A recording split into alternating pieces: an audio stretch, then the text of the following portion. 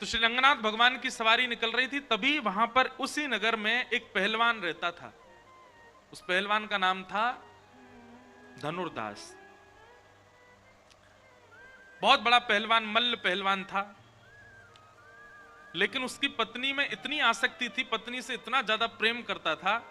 प्रेम करने तक ठीक होती है बात, पर आसक्ति बहुत बुरी होती है। आसक्ति कैसी होती है? दिन रात बस उसी को देखते रहना, उसके बिना जी नहीं सकते, वो कहीं चले जाए तो विचलित हो जाना, ये आसक्ति है। आसक्ति बुरी होती है। तो पत्नी में बहुत आसक्ति थी। भगवान की सब सवारी लेकर के चल रहे थे, सब लोग जय जयकार कर रहे हैं श्री रंगनाथ भगवान की। इतने में ही वो धनुर्दास सामने से निकल के जा रहा था, पत्नी के साथ जा रहा था। धूप पड़ रही थी तो छत्र लेकर के पत्नी के ऊपर चल रहा था।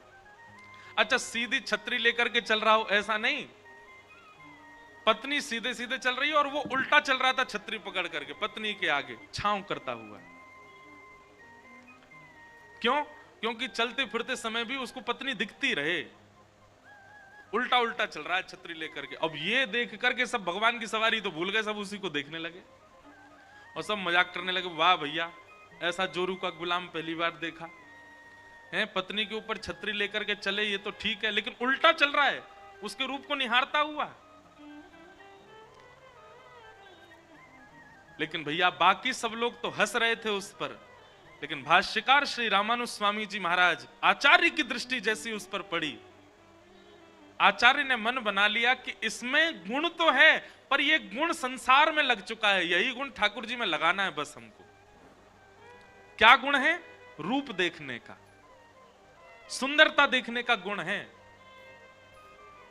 रामानुजाचार्य जी ने ये गुरु का स्वभाव होता है, ये आचार्य का स्वभाव होता है। वो दोष देख करके उसको दोषी समझ के छोड़ता नहीं। जैसे वैद्य, जैसे डॉक्टर के आगे कितना भी रोगी व्यक्ति आ जाए, डॉक्टर उससे घृणा थोड़ी करता है, वैद्य उससे घृणा थोड़ी करता है। बाकी के सब लोग उसको छूने में डरेंगे, बाकी के सब लोग उसके पास जाने में डरेंगे, पर डॉक्टर उसके पास जाएगा, उसका मुंह खोलेगा, कभी कभी जीभ में उंगली भी लगा देता है, सब जगह जहां भी स्पर्श करना है करेगा, क्योंकि वैद्य के अंदर ये बात नहीं आती कि ये कैसा है। ऐसे ही गुरु का स्वभाव होता है। गुरु किसी के दुर्गुण देख करके यदि दूर कर दे तो वो गुरु नहीं होता।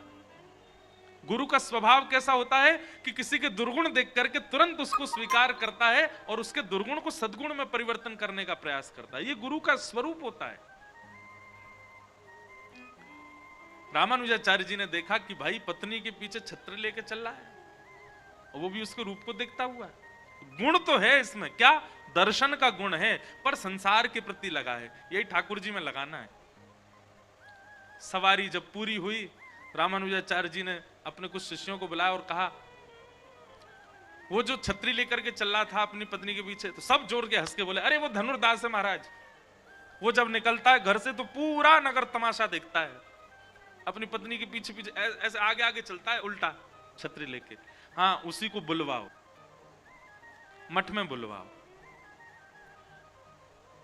सब वैष्णव विचार करने लगे, वो इतना दोषी व्यक्ति, इतना दुर्गुण युक्त व्यक्ति, इतना कामी व्यक्ति, और आचार्य उसको मठ में बुला रहे हैं।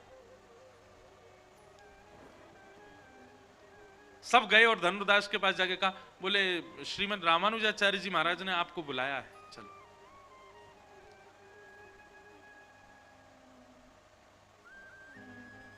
धनुर्दास बड़े भयभीत डरे हुए आए अपने, और आकर के रामानुजाचार्य जी को प्रणाम किया। बोले भगवान आज्ञा, आपने मुझे बुलाया? बोले भैया आज ठाकुर जी की सवारी चल रही थी, तुम उल्टे उल्टे चल रहे थे छतरी लेके अपनी पत्नी के आगे। बोले महाराज मैं क्या बताऊं, उसने तो अपनी पत्नी पुराण प्रारंभ कर दिया। उसके नेत्र ऐसे हैं, उसकी नासिका ऐसी है, उसके कान ऐसे हैं, उसके गाल ऐसे हैं, उसकी मुस्कान ऐसी है, उसके केश कैसे हैं। रामानुजाचार्य जी बैठे बैठे सुनते जा रहे हैं। बोले इतना सुंदर उसका स्वरूप है, मैं सौभाग्यशाली मानता हूं, भगवान ने कृपा करके मुझको इस जन्म में ऐसी पत्नी दे दी। और उसको देखे मुझे लगता है कि मेरा अगला क्षण कहीं अंतिम ना हो, उससे पहले मैं उसको देख लूं, इसलिए मैं हर क्षण उसको देखता हूं। रामानुजाचार्य जी बोले सारे लक्षण भगवत प्राप्ति के हैं, बस संसार में लगे हुए हैं। रामानुजाचार्य जी महाराज बोले अच्छा, अगर तुम्हारी पत्नी से ज्यादा सुंदर तुम्हारे सामने कोई आ गया तो? धनुर्दास बोला, बोले मुझे विश्वास है मेरी पत्नी से सुंदर कोई नहीं हो सकता। बोले अगर मैंने उससे सुंदर तुम्हें कुछ दिखा दिया तो? धनुर्दास बोला पहले तो मुझे अनन्य विश्वास है कि होगा ही नहीं, और कदापि यदि मेरी पत्नी से सुंदर कोई आ गया तो मैं जीवन भर के लिए उसका दास बन जाऊंगा। ऐसी ऐसी निष्ठा हमारी भी नहीं होती। भगवान निष्ठा हो तो ऐसी हो जैसी धनुर्दास की।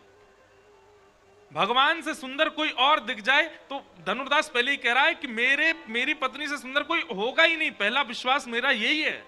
ऐसा ही होना चाहिए निष्ठावान को। हमारी निष्ठा कैसी?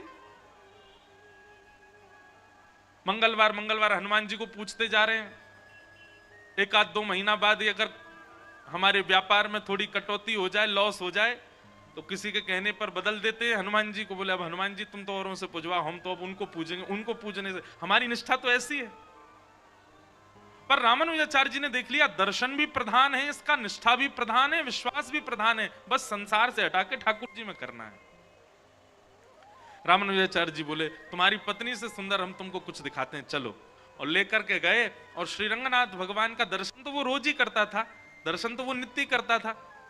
धनुर्दास को ले गए रंगनाथ भगवान के सामने, और रामानुजाचार्य जी ने जाकर कहा हे नाथ, अब आप इसको प्रत्यक्ष दर्शन करा दीजिए अपना। आचार्य का कहना तो ठाकुर जी मान ही जाते हैं। इतने में ही पाषाण के रूप में विराजमान श्री रंगनाथ भगवान सचल शंख चक्र गदा पद्म धारण करके उसके सामने प्रकट हो गए, और प्रकट होकर के उसको दर्शन करा दिया। जैसे ही दर्शन किया, कंदर्प दर्प सुंदरताओं को भी अपने सामने लजाने वाले स्वरूप को जब ठाकुर जी ने प्रकट किया, तो धनुर्दास सदा के लिए ठाकुर जी के रूप का चकोर बन गया। कैसे सुंदर नेत्र, कैसी सुंदर नासिका, कैसे सुंदर कर्ण, कैसे सुंदर हाथ, कैसे सुंदर चरण, सर्वांगीण अंग का दर्शन करके आज धनुर्दास ने रामानुजाचार्य जी को वंदन किया। बोले भगवान मेरे नेत्र सदा व्याकुल रहते थे सुंदरता देखने के लिए, लेकिन आज वो देखा है कि अब इसके बाद और कुछ नहीं देखना। रामानुजाचार्य जी बोले देखो हम ये नहीं चाहते कि तुम पत्नी वत्नी छोड़ दो, लेकिन अब बताओ पत्नी के प्रति वो भाव है जो पहले? बोले नहीं भगवान, वो मेरी पत्नी है, गृहिणी है, मैं तो उसको भी लेके आऊंगा और उसको भी इनका दर्शन कराऊंगा। अब अकेले नहीं, दोनों मिलकर के केवल इनकी आराधना करेंगे। और धनुर्दास अपनी पत्नी के साथ श्री रंगनाथ भगवान का सदा के लिए शिष्य हो गया। ये गुरु कृपा होती है, ये आचार्य कृपा होती है।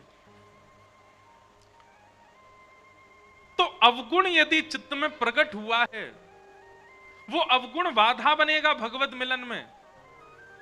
उस अवगुण का एक ही तरीका है कि आचार्यों के सामने कथाओं में जब आते हैं तो कथा में आकर के उस अवगुण को प्रधान रख करके कथा सुनो।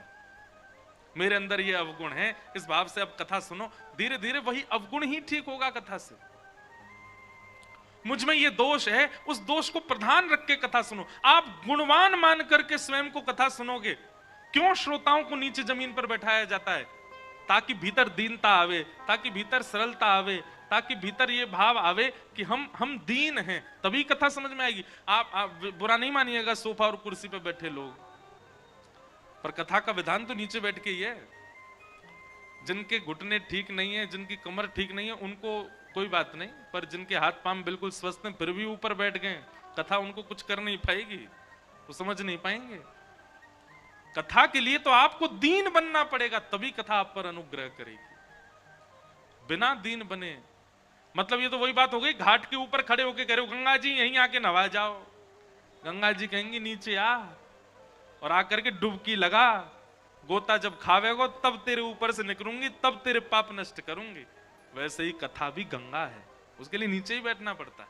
उसके लिए दीन, नीचे बैठने का मतलब दीन बनना, नीचे बैठने का मतलब सरल बनना, नीचे बैठने का मतलब अपनी उपाधियों का त्याग कर देना। बहुत भाव है। और भैया एक बात सुनिएगा, ये 4 दिन से जो ये इतने ज्ञान के प्रसंग चल रहे हैं ना, वो इसलिए चल रहे हैं ताकि रस प्रसंग में जाओ तो कहीं उसमें आप में कोई अपराध ना बन जाए। क्योंकि जब रस प्रसंग में जाते हैं ना, श्री जी और ठाकुर जी के नित्य लीला का जब हम श्रवण करते हैं, ठाकुर जी के नित्य विहार का जब हम श्रवण करते हैं, तो कहीं ना कहीं किंचित उन लीलाएं और उन भावों में हमारे चित्त में कोई दोष उत्पन्न ना हो जाए, इसके लिए ये ज्ञान के परकोटे लगाने पड़ते हैं। पहले उसके लिए चित्त की शुद्धि आवश्यक है। इसलिए आप सब में देखो, हम लोग गुणवान नहीं है, बहुत अवगुण है हमारे अंदर। उन अवगुणों को अभी चिंतन कर लो यहीं बैठे बैठे, मेरे अंदर क्या क्या अवगुण है जो आपको पता है और हम सबको पता है हमारे अंदर अवगुण क्या है। उन अवगुणों को चित्त में धारण करके तब कथा सुनो। कथा आपको परिवर्तित कर देगी। 7वें दिन वो अवगुण का नामो निशान नहीं बचेगा जीवन में। ये कथा का प्रभाव है। हमने कितनों को बदलते देखा कथा से। बोलो वृंदावन बिहारी लाल की जय। और अब यहां से श्री सुखदेव जी महाराज कहना प्रारंभ करते हैं।